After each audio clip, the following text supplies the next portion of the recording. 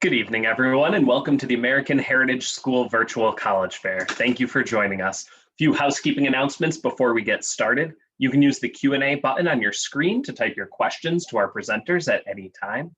Specific questions for an institution or broader ones for all of our panelists are certainly both welcome. Your camera and microphone are off, so the panelists cannot see or hear you. This is just one of many different sessions that's happening this evening, so certainly be sure to sign up for additional ones after this session. And this presentation is being recorded and will be available on that same website where you registered for this session in about a week's time.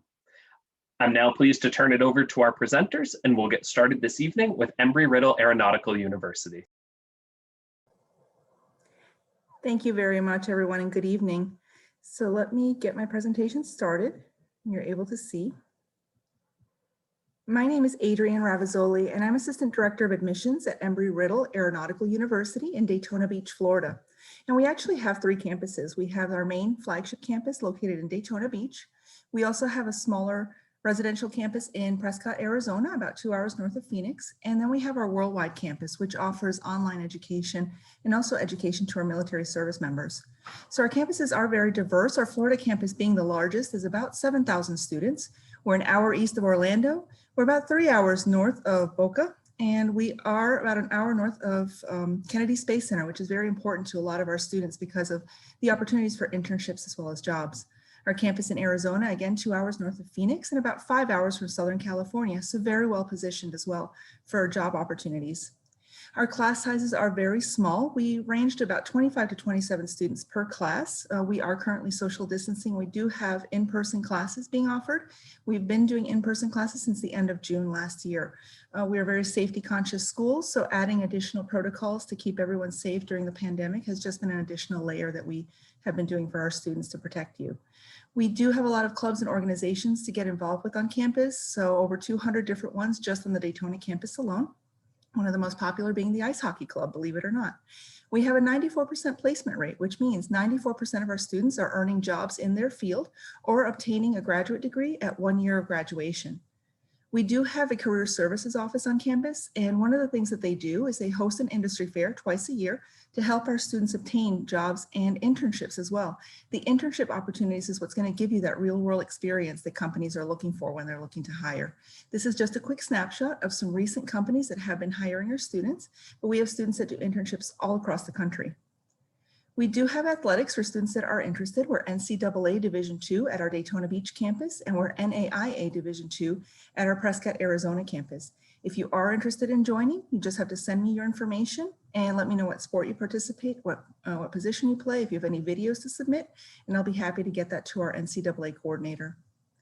We do have a lot of opportunities for student involvement on our campus. We offer study abroad at every single continent except for Antarctica. We're working on that.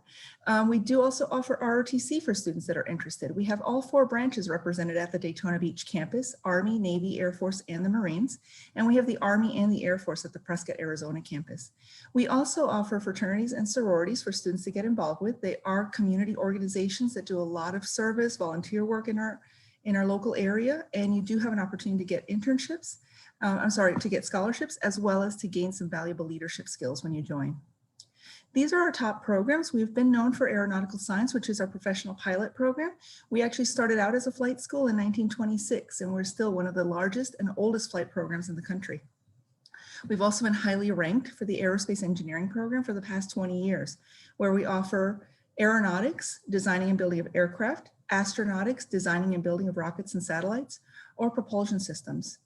Notably, we also have a very good mechanical engineering program that I did not include in there, but we have robotics, clean energy systems, biomedical engineering, and high performance vehicles offered in that. Astronomy and astrophysics offered at our Daytona Beach campus, where we actually boast the largest university-based telescope in the entire southeastern United States. Global security and intelligence and the forensic fields are offered at our Prescott, Arizona campus. Logistics and supply chain management offered through our worldwide campus online, and aerospace physiology, which is akin to astrobiology, and it is being offered at the Daytona Beach campus. It's in its 3rd year. The application process is very simple. We don't do the Common App, it's just on our own website. There is an application fee normally, but if you use that code on the screen, it'll waive the application fee, so it's completely free to apply. And then really, we only need your official high school transcripts. We have been a test optional school for the past 6 years, so we don't require test scores for admission. We do like to see at least 2 letters of recommendation, and then you can certainly submit an essay or resume. The better we get to know you, the better we can actually make a more holistic decision on admission. We do encourage students to fill out the FAFSA as far as financial aid goes, and we do offer merit-based scholarships based on your grades and your GPA, test scores not required. We do have internal scholarships for students that may know an alumni that come up to visit our campus, participate in one of our summer camps and things like that. We do accept the ROTC scholarships. And if you participate in FIRST Robotics, VEX Robotics, Team America Rocketry Challenge, Systems Go, or Cyber Patriot, we do have an additional scholarship opportunity for you there. And then we do encourage students to look for external scholarships from outside organizations. For students that are from Florida, we do accept the Bright Futures as well as Florida Prepaid. There is a grant that the state gives every resident that comes to a private school called the Florida Ease. And then we do have a special program called the Florida Golden and Diamond Eagle, which are the larger scholarships that we offer. And these are for Florida residents accepted to certain specific degree programs, which you see on the screen.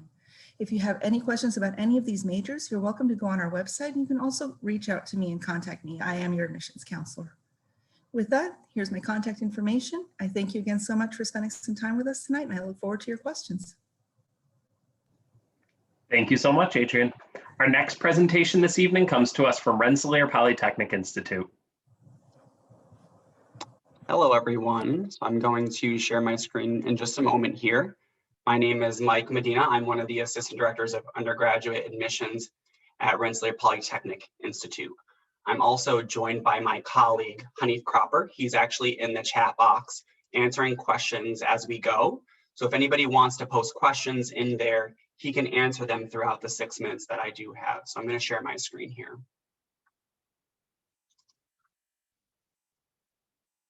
And this information is very brief. We'll share a link to our events afterwards in case anybody wants to attend any other sessions. So I'm going to just start my timer really quick here. One moment. All right, great. So I'm going to skip this video in regards to time. So in terms of who we are America's first technological university. We are a research university located in the capital region of New York State, specifically in the city of Troy. Our campus population is about 8,000 students that come from all 50 states and about 60 different countries throughout the world. We have bachelor's programs, master's programs, and PhD programs. We have our 5 academic schools. Our first one being our School of Architecture with 2 separate programs in there. We have our School of Engineering, our flagship school, 11 separate programs in there, Aeronautical, Biomedical, and Chemical Engineering being our most popular. And just a number of our different collaborative spaces there. And students can choose to come to RPI undeclared engineering. We have our School of Humanities, Arts, and the Social Sciences. I'll just touch on a few of these programs here. We have music, we have our brand new biotechnology and health economics program, if that's something that interests you, if you know you want to work in healthcare and you have an interest in chemistry and bio, but maybe you don't want to be a physician. We have our cognitive science program in case you're interested in artificial intelligence research. We also have our electronic arts program. Our games and simulation arts program, it's one of the top in the country. It's also required that you submit a statement when you apply to that program. The music program does require you submit a creative portfolio, and the architecture program requires a creative portfolio as well. Our Lally School of Management houses 2 separate business programs within that. We also have a very strong entrepreneurial sense of spirit and startup culture at RPI. So if that's something that interests you, we have a number of different competitions that happen across campus for you to do that with your colleagues, but also if you want to do individual research as well. Our School of Science is our last academic school that I'll talk about. We have a number of different programs. I will talk about computer science just very briefly, knowing that it is our largest program at Rensselaer. We also have our ITWS program. It's Information Technology and Web Science. So it's kind of like computer science applied to a specific concentration. So it's smaller classes than typically in the computer science program in the sense that it is the largest program. We also have our Accelerated Physician Scientist program with Albany Medical College. And this is the ITWS program. And these are the few different concentrations that you can choose to study within. And again, it's a computer science applied to one of these concentrations. In terms of research, as I mentioned when I started, we are a research university. About 70% of RPI students do complete some type of research while they are at RPI. Because we are primarily comprised of undergraduate students, you can, for most programs, you can start researching as early as your second semester freshman year. And then we get more than $100 million in research funding in any given year. Now, this is one of the things that makes Rensselaer unique. We have our summer arch experience, which gives our students the opportunity to do co-ops, internships, research, study abroad, civic engagement during the summer after your sophomore year. So the way that the arch works is we incorporate that into our curriculum. So you take the first half of your junior year classes during the summer after your sophomore year concludes for most students. And then during the fall or the spring, you do what we call the semester away. Typically, students can choose to do either in the fall or the spring. And we have a department on campus that specializes in helping students to figure out what you want to do for that semester away and how they can make that happen for you. And there's a number of different possibilities with that. In terms of student life, we have more than 200 different clubs and organizations. Just a few pictured here. And then I won't get into the application, just knowing that we are on the common application as you move forward into your senior years. I know there's a lot of juniors on the call, and I will just talk about the academics. So just knowing that the average accepted student does typically have an A or an A- average in a challenging curriculum. I know a lot of times students have questions about GPA. We look specifically at the curriculum that you're taking, as well as the grades that you're earning. And we look to see that you have specifically these 7 courses, something that we always touch on. So 3 years of science, particularly biology, chemistry, lab-based physics, and then math at least through pre-calculus. Although we do recommend if you can take calc to do so. And we have not announced yet if we are going to move forward with test optional admission for juniors and lower. So in terms of financial aid, just knowing that 100% of our domestic students do receive some form of financial assistance, whether that is need-based aid or academic merit-based aid. And our merit scholarship, the top merit scholarship is our Rensselaer Medal for $30,000 each year for the 4 years. And then I'll just leave that out there for you to take a quick picture of if you wanted to. A great way to stay connected with us. We are not currently open to visitors at this time, but our Instagram is a great resource for you to use. And again, we'll share a link in the chat box with all the different visit opportunities that we do have virtually, if you wanted more information. Thank you all for listening, and I'll also provide my email, and I'm sure Hanif will provide his as well. Reach out to us if you have further questions or if you'd like to set up a time to chat. Great, thank you so much. Our next presentation tonight comes to us from Wentworth Institute of Technology.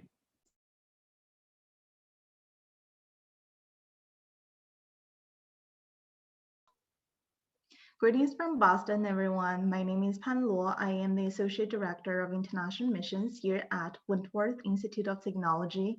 I'm so excited to be able to connect with you virtually tonight and present on Wentworth. So as you can see here, we're located in the heart of Boston. We are a nationally ranked university, specialized degree programs in science, technology, mathematics, engineering, architecture, and design. We're mid-sized school, not too big, not too small, very comfortable place for all of our students. Sometimes, when we do feel like a big school, just because we have so much to offer. We have more than 70 clubs and organizations, lots of things, events happening here at Wentworth and in Boston. So you're probably wondering why so many students decide to apply and attend Wentworth. The answer to this is truly unlimited, but I'll just pick a few to talk about. The first thing, we're located again in the heart of Boston. It's truly at the hub of this global hub. So we really are a campus in the city with the quad entries and outdoor spaces for our students to hang out. It's also very walkable. You don't need to take shuttle buses, from class to class. So there's really no excuses to be late for classes. We're also surrounded by museums, sports centers, lots of fun things to do. Bunway Park is actually just 10 minutes away from our campus. And the Prudential Center is also just down the street. We're sandwiched between 2 subway stops, so makes the city very accessible to our students, and it's very easy to navigate for anyone who are not familiar with the city just yet. In fact, I was an international student just a couple of years ago, and it was honestly, you know, Boston is one of my favorite cities in the entire US and in the entire world. So another thing I want to touch on is us being action oriented. So no matter which program that you choose to study in, one thing that you're absolutely going to experience is the hands-on and project-based learning environment we offer here at Wentworth. In fact, we have more than 60 different labs studios on our campus for our undergraduate students. And I was actually talking to one of my favorite students today, Gary from biomedical engineering, and he mentioned that they have actually access to 3D tissue printers. So if you want to print out a heart or print out a brain for one of your projects, you certainly have the option to do so. Here comes to my favorite slide, our co-op program. Our co-op is one of the most comprehensive in the entire nation. A co-op is basically a full-time paid position that is directly related to your field of study. Every student is required to complete 2 full semesters of co-op here at Wentworth, one in your junior year, one in your senior year, for the majority of our majors anyway. So through those 2 semesters, instead of taking classes, you're actually working for companies like what you see here on the slides full-time while getting paid. So basically a co-op is similar to an internship, except it's full-time, and at Wentworth, you're required to be paid in your co-op position. On average, our students make about $16,000 per co-op semester. And all of those co-ops can be done anywhere. A lot of our students are just basically taking advantage of us being in Boston, lots of job opportunities and co-op opportunities. While some of them, like my international students, they do go back to their home states or home countries and then choose to explore a new country. And we have students who are doing their co-ops in Dubai, in Thailand, places like those.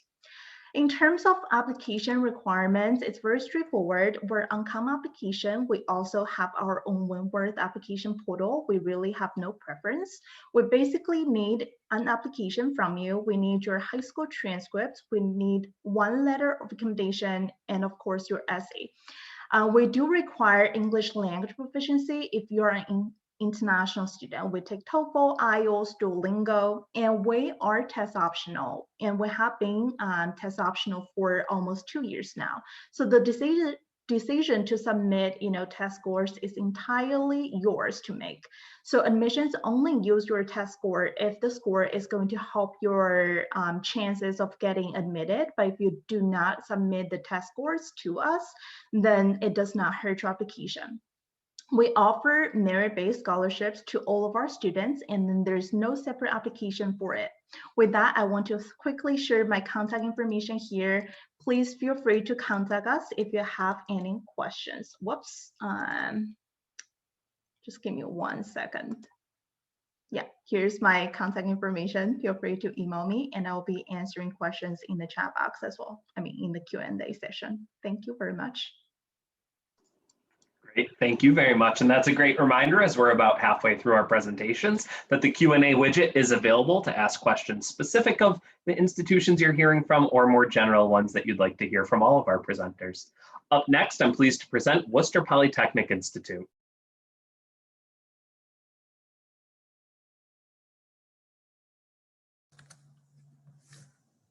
Hello, folks. Good evening. My name is Gio Interiano.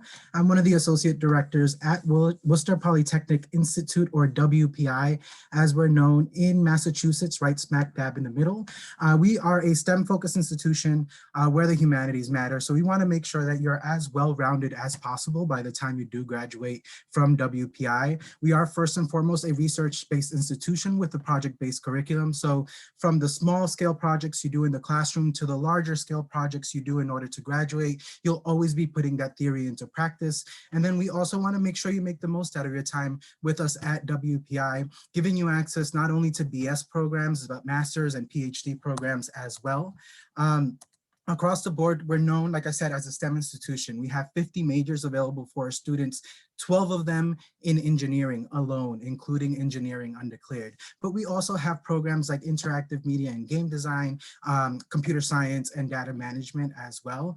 Keep in mind, when you get accepted into WPI, you're getting accepted into the institution, not a major. So it's okay if you come in and you start undeclared.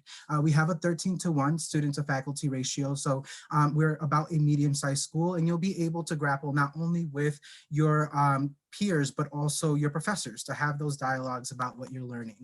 We're unique in that we have the WPI plan, and it's really split up into 4 parts. The first is how we split up our year. Instead of having 2 semesters, we actually have 4 7-week terms. During those terms, you're taking 3 classes that meet every single day. So you learn everything that you will learn in a traditional semester, but we condense it into those 7 weeks. There is an optional e-term for you to take advantage of online courses in particular. The second part of the WPI plan is actually how we grade students. So you technically can't fail a class at WPI. You can get one of 4 grades, A, B, C, or what we call a no record. And no record means just that. If you do not pass a class, it doesn't appear in your transcript. That being said, you can't NR your way through WPI. I do need you to pass classes. So if it is a major specific class, you simply retake it, but you retake it with a better understanding of what you missed the first time and a better relationship with the professor as well.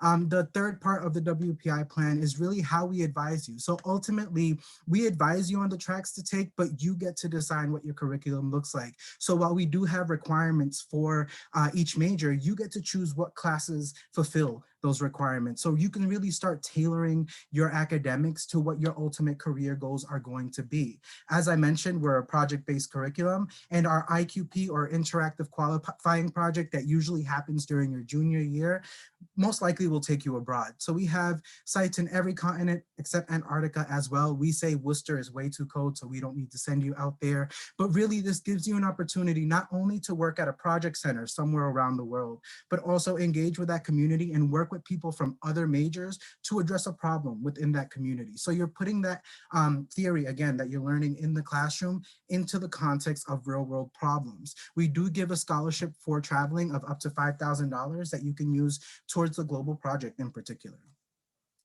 But I like to say that our students, when they graduate, know how to do 3 things. You know how to work on a deadline because you've been working on a 7-week deadline with us for 4 years. You know how to work with different groups of people from different backgrounds, and ultimately you have projects to show off your work.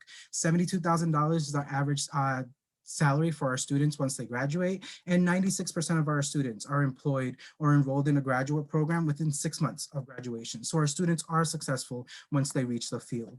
We have 5 different application deadlines. I know they seem like a lot, but we have 2 early decision, which is the binding agreement, 2 early action if you want to apply early but you don't want the commitment, and then we have a regular decision application as well. We are on the Common App, so it's really easy to apply. On the transcript, I'm going to look at you within the context of your school and how you've navigated that school, but I do look for pre-calc in particular. And then I'm looking for letters of recommendation, essay, etc. We are truly test optional. You will still be eligible for merit scholarships if you do not submit your testing. And we've been test optional for about 7 years or so, so we really do know how to read an application without the testing. And then this is what we look for when we look for students, right? So I'm looking for students who are adventurous, who want to engage in the STEM, but also want to partake in the humanities, students who want to collaborate with folks. All of these are averages, especially the GPA. So please take the GPA with a grain of salt. In particular, I look at you again within the context of your school. But if you do want to submit testing and you're wondering where you would fall, that green box is a really good sense of what our middle 50% for our students are. And here is my contact information, folks. If you need me, I will be the counselor who's reviewing your file. So do not hesitate to ask any questions in the Q&A, or I'll drop my email as well so you can contact me. Thank you. Great, thank you so much. Our next presentation tonight comes to us from the University of Illinois at Urbana-Champaign.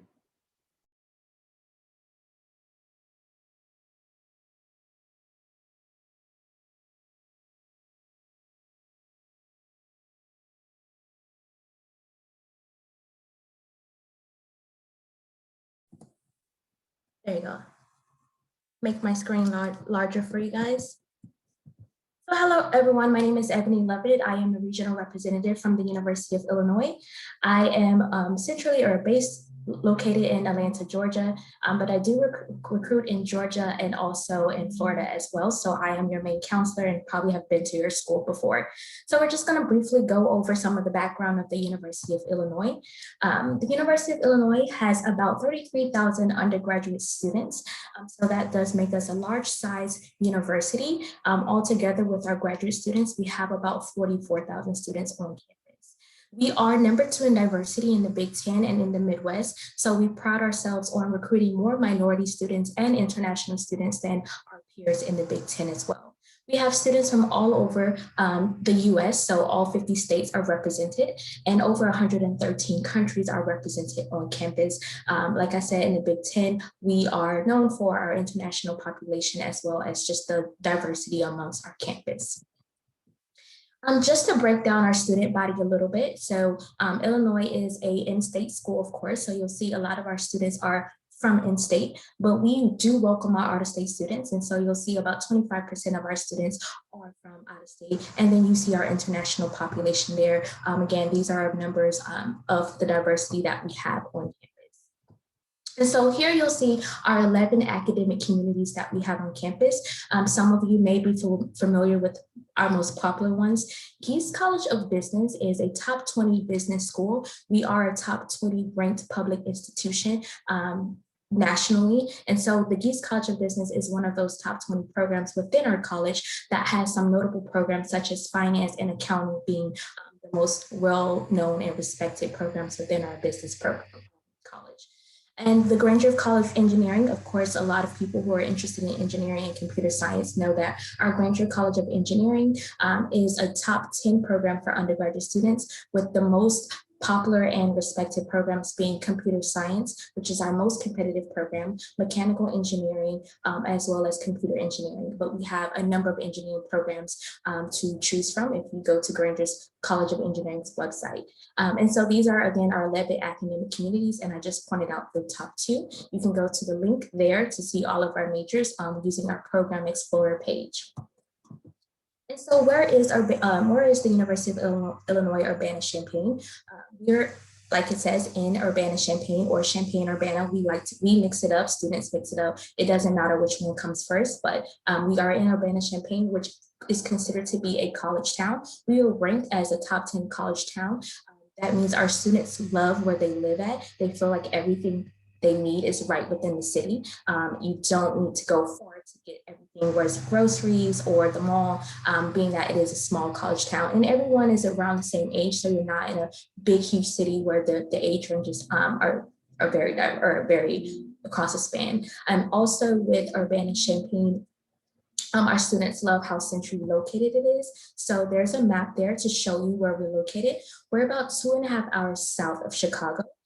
We're 2.5 hours west of Indianapolis and about 2.5 hours north of St. Louis. So there's many ways to get to Urbana-Champaign. You can fly into O'Hare Chicago Airport, or like I said, Indianapolis or St. Louis. There's other airports around, and then drive over to Urbana-Champaign. We also have buses that take students to and from the major airports during spring break or during any type of Christmas breaks, if you're wondering how you would get to Urbana-Champaign. And coming from the South, I am from Florida myself, from Fort Lauderdale. It is a different type of feel. It is a feeling, atmosphere. It's in the Midwest, so you'll see lots of corn around the campus, which makes I think Champaign-Urbana a unique experience because you're just getting a different feel than Florida or the South itself.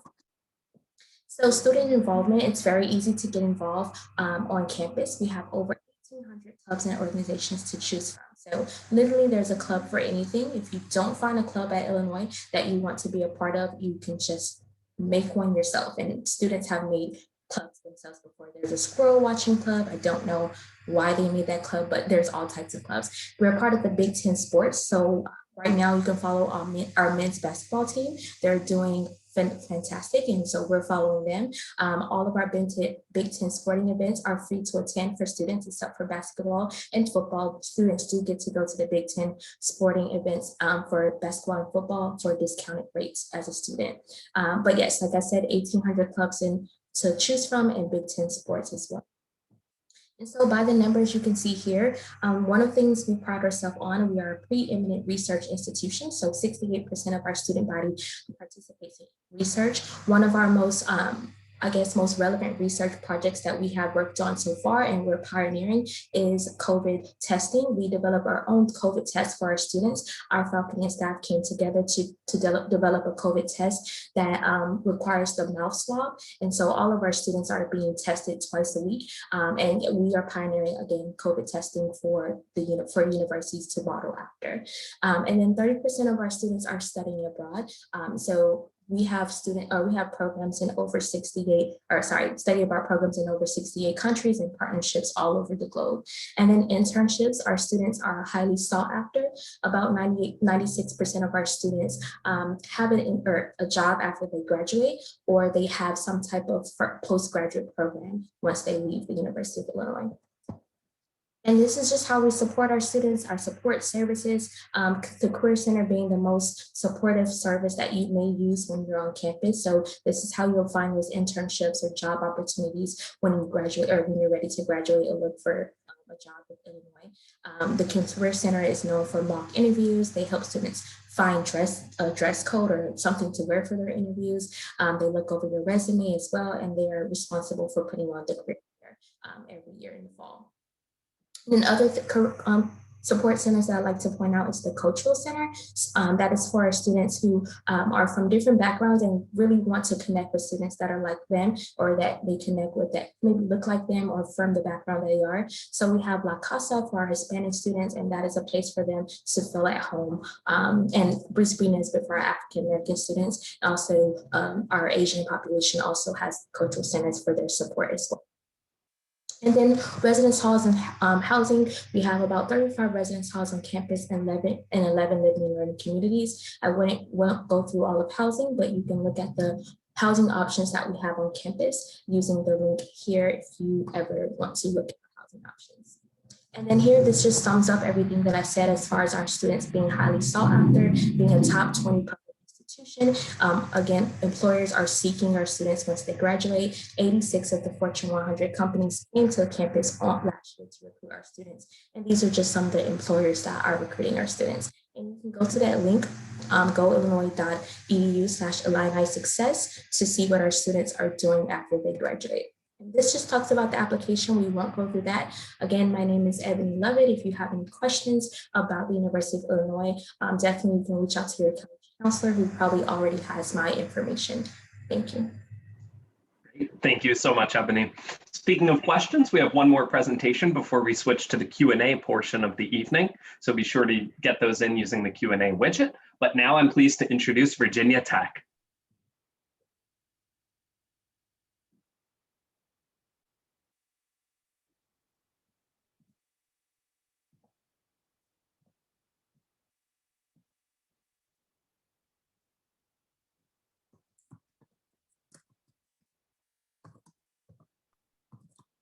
Okay, hi, I'm Steve Milley. I am also a regional representative for my institution. I work for Virginia Tech, but in the Richmond, Virginia area.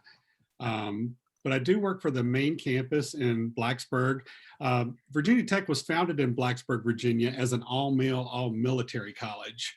And it's still a very important component of the university today. We're one of the 6 senior military institutions. We're one of 2 schools in the country that has a military population within a larger civilian population. It's full military lifestyle, all branches are represented, and great scholarship and leadership opportunities for you if you decide to do that. Blacksburg is a college town. It has about 45,000 residents, but over 30,000 of those are college students. So it's a true college town and enjoys all the benefits that come with that. They have the concerts, the lecture series, the street fairs. We are in the mountains, so a lot of outdoor activities that you can get involved with. Mountain hiking, biking, climbing. The New River is very close by. You can go kayaking or canoeing or just grab an inner tube on a Sunday afternoon and enjoy a lazy afternoon on the river. But it is a very active campus, even though we are small. And we actually been named one of the fittest campuses in the country. Hokie Nation is very strong. It's a very cohesive group. You know, something happens when you come on campus, you do catch Hokie fever. And the first thing that Hokie fever does to you is it causes you to go colorblind. You fall in love with everything orange and maroon. You actually think those colors go together when you become a Hokie. But what's not to love? There's so much there for you to fall in love with. Student satisfaction is very high, as evidenced by a poll that we're consistently ranked very high in with these students love their colleges. Our dining facilities consistently in the top 5 in the country for quality of food. That's no small feat for the thousands of people they feed every day. There are over 900 different clubs and organizations you can get involved in. There's something for everybody. And if it's not there, you can create it. Study abroad opportunities. You can go anywhere around the world. And we actually have our own campus in Switzerland that you could take advantage of. We do have a strong co-op program. We have one of the larger co-op programs of schools that do not mandate co-op. But we also have a lot of internships. We are Virginia's leading research institution, and over 75% of our students will do some form of experiential learning before they graduate. So there is a lot going on with Hokie Nation. There's a lot for you to get involved with. But that variety doesn't end with the clubs and organizations. We have a wide variety in the academic arena as well. Don't let the name tech fool you. We're not just a technical school. We are a comprehensive state university, internationally known for those high-tech programs. But we have 7 different colleges that encompass over 120 different majors. So there are many different things that you could take advantage of. We have everything from accounting to water resource management. You can major in water at Virginia Tech, learning how to conserve the world's natural resources. But you don't have to know what you want to study. You can come in undecided. You don't have to choose a major until the end of your sophomore year. But you can also narrow it down even more. If you know you want business or science or architecture, but you're unsure of the actual major you want under that college, you can apply undecided to that college and not have to choose the specific major until the end of your sophomore year. And that's true for every college except for engineering. All engineers will start out as general engineering and then choose one of the 14 concentrations at the end of their first year. We do take a holistic approach in the review process. We are looking at the entire student. We only accept the Coalition or the Common App. The links are on our website. But we have broken the process into the holistic process into 2 different factors, the academic and the personal. Academic is very important. We are looking at the strength of your curriculum and how you've performed in that curriculum. So challenge yourself and do well. Test scores, we were optional this year, and we're hoping that that's a policy that we're going to continue with, but we have not been given the go-ahead to do that. So for juniors, please check back with us about that policy for when you start applying. Personal factors are very important as well. We are looking at the entire student. On both application platforms, you can tell us about your clubs and activities, your part-time jobs, your research opportunities. Don't shortchange yourself. Put down everything that you're involved in, that you've done. You may have something in your background that makes you look good for your chosen major, the career that you want to pursue, something that the committee will talk about in making you more competitive for that program. We do not look at the essays for either of the application platforms. But we do have our own questions that we ask you. We ask you 4 very specific questions. They're very important, so please spend some time on those. We do have 3 different deadlines for the freshman admissions process, early decision binding. You know you want to go to Virginia Tech. Early action, it's not binding, but you'll hear from us sooner. And then regular decision, which is the main reason why I'm pointing these out to you. We use regular decision as a space available basis only, and some majors fill up at Virginia Tech. When you're applying to Virginia Tech, major is very important. Some are more competitive than others, and there might not be spots available by the time we get to regular decision. So you're giving yourself the most consideration possible if you at least apply by the early action deadline. Here's our total cost for in-state and out-of-state, room and board, tuition and fees. We do have scholarships, financial aid. The priority deadline for the FAFSA is January 22nd. The absolute deadline for the general scholarship application is January 22nd. Once you apply for admission, you need to fill out the general scholarship application, which puts you in the running for any scholarship that you qualify for at Virginia Tech, except maybe the performance scholarships, like music or athletics, and ROTC scholarships. You need to contact those departments for those types of things, but don't let those deadlines pass you by.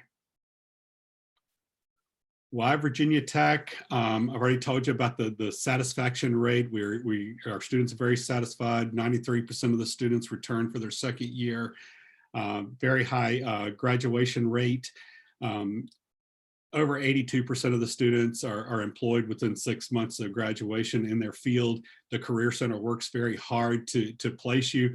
We do have a Career Center that in a building, a standalone building, and not just a hallway or two like at a lot of institutions, but they help you right from day one. They're going to help you if you don't know what you want to do. They help you find internships or co-op positions. It doesn't stop at graduation either. Once a Hokie, always a Hokie, and they're going to help you for the rest of your life if you're having job search issues as you're going along the process. And then our final slide, just to show you how you can contact us if you would like to. Please follow us on Instagram or Facebook or Twitter. You can contact me as well, or you can find out the Florida counselor as well. But we all are welcome to help you. Great, thank you. Great, thank you so much, Steve.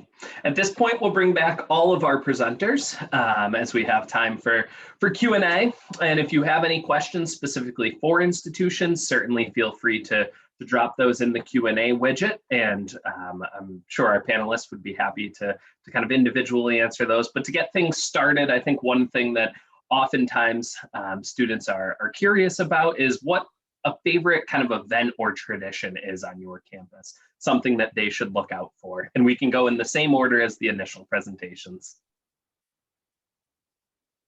All right, so on Embry-Riddle's campus, we do have a lot of traditions because we are a smaller school. Students have a very family-centered atmosphere on campus. One of the things that we have on campus is actually called Spirit Rock, where students are invited to paint the rock according to a movement or some kind of club they want to highlight, or something that they want other students to know about or get involved with. So we've had very creative expressions on that rock. One of my favorite, because I actually went to school in South America, was when there was an earthquake in Ecuador a few years back. The students actually all gathered together from different groups and organizations, and they painted the Ecuadorian flag on the rock. So that was really cool to see. Our students get really involved with all sorts of activities on campus. Again, like I mentioned earlier, the ice hockey team is extremely popular, but not just to play. Students love going to the ice hockey games. The rink that's about 2 blocks from campus offers a lot of food specials for students that come up, and it really is just a fun atmosphere. The same with the rest of our sports games. You wouldn't think that a technological, a STEM university would be so involved in their sports, but our students are way behind their athletic Eagle teams. So we have an excellent soccer team. We have basketball games that students love to go see. Lacrosse team is really popular. So that engages students, faculty, and staff. We're all involved. We're all together, always joining in these different events. I would say my favorite Rensselaer tradition is Hockey Line. So with Hockey Line, it's where students line up to get their seasonal tickets to go to the games.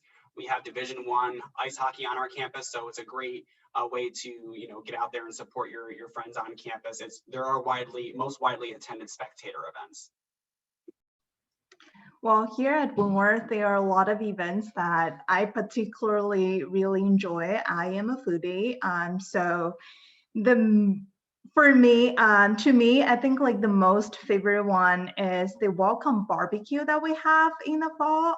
So basically, like students, faculty members, and like our staff members, we're all gathered on the quad, and they have barbecue, free ice cream with our students and also neighboring college students. We're part of the Colleges of Fenway Consortium, so it's basically like a 5-college consortium where our students are able to, join their clubs, their organizations, things like that. So there are a lot of fun things to do here at Wentworth. My favorite tradition at WPI actually happens twice, or rather one during two very specific times in your life. The first is when you first come onto campus for new student orientation. We have an Earl Bridge on campus, which is a pretty prominent fixture. And essentially new students cross the bridge on coming onto campus, but lining the bridge is faculty, staff, students, cheering, joining you into the community. So you see the community that you're coming in. And the second time that you cross the bridge is the other way towards graduation as you're walking into the quad towards the bridge or rather towards the stage so you can graduate. And again, lining that bridge is all the faculty, friends, and staff that cheered you on for the 4 years. So it's a really nice bookend from the start to WPI to the end of WPI.